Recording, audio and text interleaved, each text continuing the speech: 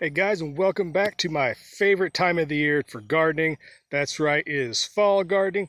So stay tuned for an update here at the Hillside Farm, what I got going on this mid-October 2021. All right, so check this thing out right here. Does anybody have any idea what this may be? Take a second, look it over. What do you think? At first glance, you're probably going to say it's a Brassica family plant, and you would be correct. And it's not quite cabbage. It doesn't look like collards. It's really big. What could it be? Well, let's take a closer look, and let me show you what's underneath these big old leaves.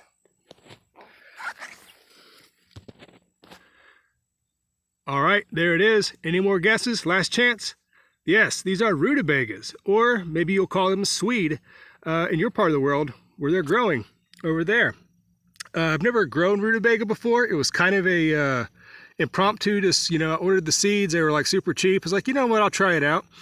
And in my climate, spring is really not a good time for brassicas, as it tends to get really hot really fast and everything bolts. So my idea to put this big fall garden in for an experiment for many reasons. I'll go ahead and give you all the reasons here in a second.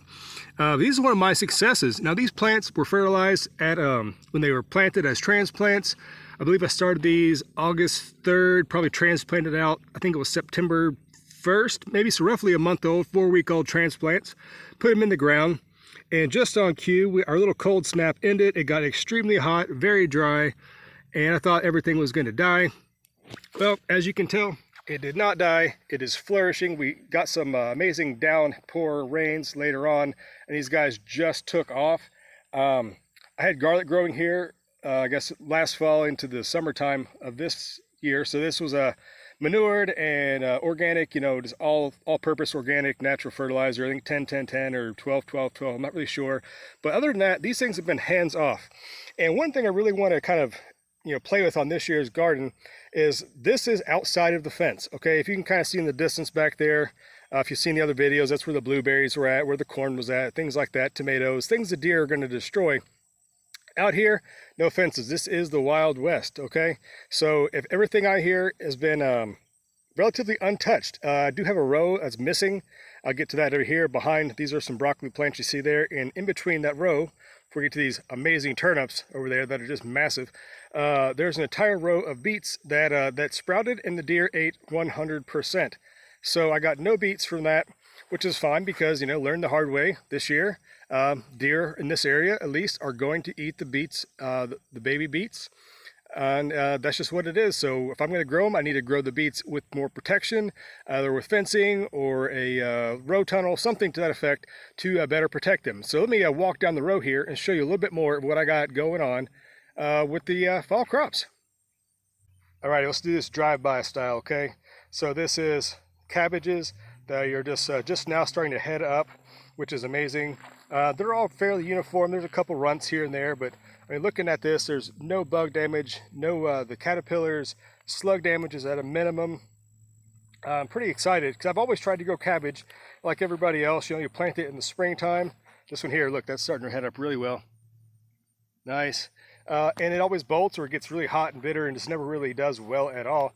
So this year, growing the cabbage in the fall is definitely the way to go, at least where I live.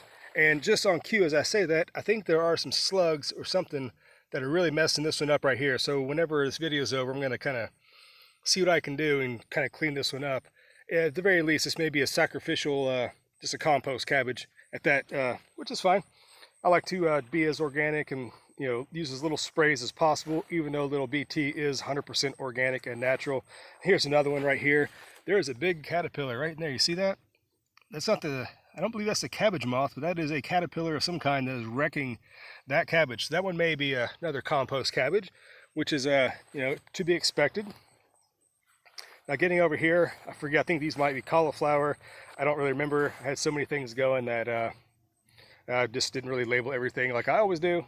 Anyways, moving along, here's just some cilantro, which is doing very well, has not bolted at all, which is very typical to bolt early in the springtime if you plant it. Doesn't do well in the heat at all. So growing it in the fall out here is doing magnificent. They kind of jump you over to this next row, and this is pak choy, and this is amazing and beautiful. Check out the white stalks on these guys. Check that out. All right, that is amazing, right? These are super, super healthy plants. Not a single bug on them. As I say that, there's a little bit of slug damage on one leaf, but right there, that is a slug. If you see that, that is from slugs on your plants, which is, like I said, if you're going to go organic, you're going to have to get used to having a little bit of slugs and things from time to time, and that's fine. There are plenty of leaves. Just throw that one away and move on. All right, there's more important things to worry about. So pak choi has done quite well. I've already picked one giant picking of this, and you know, moving on to the next stuff here. This is, I believe these are broccoli, and this one here, this is about the extent of the deer damage. Now, as you can tell, the plant itself is not damaged, but a lot of stuff they'll get in here, and it appears that something was digging around, probably looking for some grubs or worms or something. So that's about the biggest challenge I've had so far with this broccoli, is just keeping these guys upright, because the deer have stepped on several of them and just kind of made them bend, but they perked back up, but they're kind of growing at an angle, which is kind of interesting to look at, but you know, it's what it is. Now, these broccolis were put in very late. These were grown from seed. These were direct seeded as an experiment, and I don't honestly think there's enough time for these guys to fully develop and turn into fully headed broccoli, which is, you know, lesson learned. So next year I will definitely try these from transplants, like I did with the rutabagas and the cabbages over here. I'm going to start them from seed indoors and give them a good 6-week or so head start, as a broccoli are very much a longer season than the other crops as well. So definitely live and learn, but you know what, that's fine. This is not a gigantic commercial operation, although I do try to service some local restaurants, etc.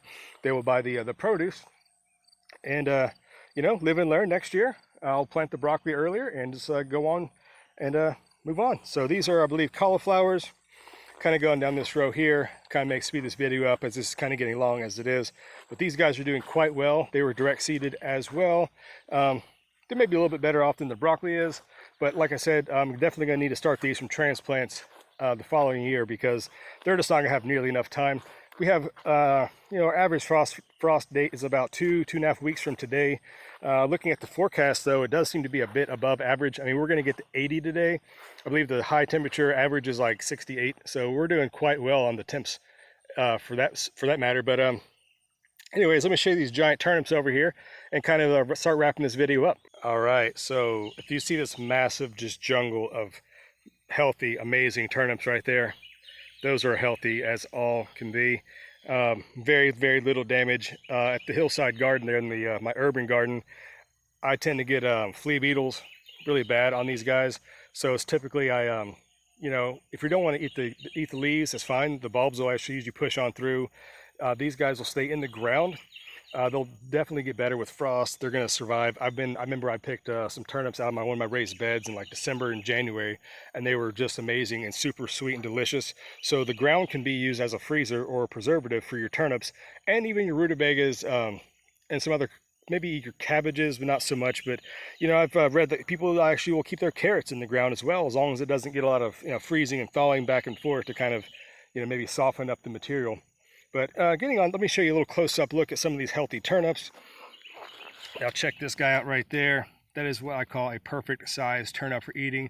It's not too big where it's going to get tough and woody. It's not too small that, you know, it's not really worth your while to peel and or chop it up. Those are going to be super, super delicious.